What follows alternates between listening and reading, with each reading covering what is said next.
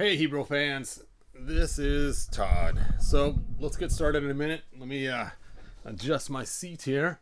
And somebody contacted me on Facebook and said, hey, I got a Snake Mountain, and when I got it, it never came with the computer. So let me try to change this microphone. Does that sound better? Let me know if that sounds better or worse. And so they asked me if I could cast the computer and make one for them. So I don't do casting, as you guys know that watch my channel all the time. So it's going to have to be a remove, a 3D scan, and then a 3D print. The problem is when you 3D scan stuff, they don't come out as good as just casting something. So usually you have to take it and remake it. So let's go ahead and pull this over here. Snake Mountain. It's funny, I've not pulled my Snake Mountain out for a long time because I've had a lot of other projects I've been working on. This thing weighs a ton. I always forget how heavy it is.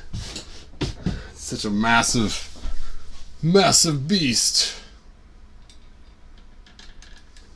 Yeah, I use Blender to clean the scans all the time. In fact, usually I find myself having to rebuild the scans from scratch a lot of times using Blender, because sometimes when you scan things, they are not even close, except for just some of the dimensions. So I've never not had to put things in Blender and fix them completely. Alright, so up at the top of my castle, I have some stuff in the doorway I gotta pull out first. My light is just not wanting to cooperate. So let's see what we got here. We got this blue Castle Grayskull. Ooh, and then I have this wrestling table. Huh. So we'll take that out of there. And then I have my Shira.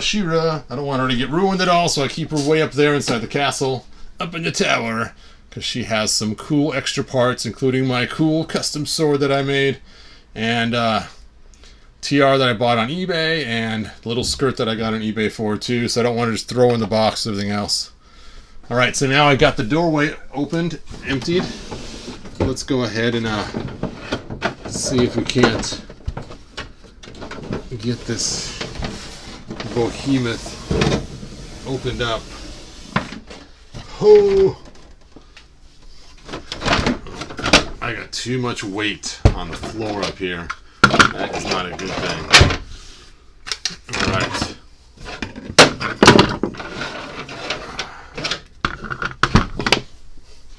See, that's why you can't make a mess out of your castle. You know what? This computer comes right off. Look at that.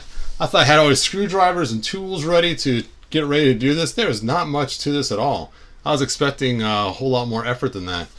But since this floor is loose, I'm going to pull this off. Oh, that stinks. I went and got some lights to go in behind this, and I was hoping that once I pulled that off, it'd have easy access to it. It looks like there's only two screws here.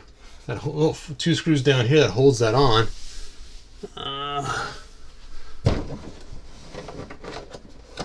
that is cool. I might be able to access that pretty easily then for another project I'm working on. Anyway, that's not the project I was planning on doing today. Today it was the computer. Well, good news, there's not a lot to this computer, so it should be pretty easy. I wish I was a caster. It'd be a really easy thing to cast, because as you can see, it's just a little flat plate with some stuff on it. In fact, if you take a look, it's got the Skeletor head from Molar, where he's missing a tooth. So I never got why they did that, why they stuck that on there. So my next order of business is to scan this in, and unfortunately any shiny spots will scan in kind of weird, but we'll try it out. I will mount it on something so that it sticks up a little bit, and then I will do my scans, and then I'll do a part 2 video on the computer showing the scans, and then we'll see what we can do from there. So this is going to be a lot easier than I thought it was, luckily. I was expecting, like I said, a whole bunch of removal to get to it. I can't believe your thing didn't come with the computer, though, to begin with. Alright. And for those of you that are not used to my channel yet, I've already done some things on this castle, which were kind of cool. One is I've made these doors extend out a little bit so a figure can fit in there. I've added this hinge extension right here, which is funny. It used to be black. Oh no, this was the gray one, I think. I think it was gray to start with. And then I've added this door piece on here, which gives you enough room to actually fit a figure in there. So for those that are new to my channel, if you go to my Shapeways store, just go to he-bro.com and click the Shapeways link, and you can buy yourself an extension so you can actually fit a figure inside there without a problem. Because without those extensions, you can't fit a figure in there. And then one of my other things that I have on my Shapeways store too, since this video is going to end pretty quick, it also comes with the cool skeleton key, Skeletor skeleton key. Let me zoom in so you guys can see this coolness of this key. Oh. Anyway, that goes into the door. Right here. Chink chink. And then I've also added these little pieces you can buy, which are like, what the heck are those little brick pieces for? And what they're for is to increase the height of your throne, because we found that Skeletor just needs a little bit more height. So I just made him out of a brick look working thing just to fit a classics figure to sit on the throne correctly. This beam is not 3D printed. This is just from a hanger that I cut and stuck under the chin to give it a little bit extra height, which forces it to straighten up. So then you can stick a He-Man figure on the throne and he'll fit much. Of course, you can't sit him down because he has this right here. Alright, now I'm going to have to grab He-Man himself. No, I don't want to sit on Skeletor's throne. Too bad, He-Man. You were sitting there. Oh. There you go. So now his feet can actually touch the floor and it's not trying to bite his head. Anyway, that's all I got for this video. Sorry it's so short. Let me check your guys' comments. I didn't think it'd be so easy.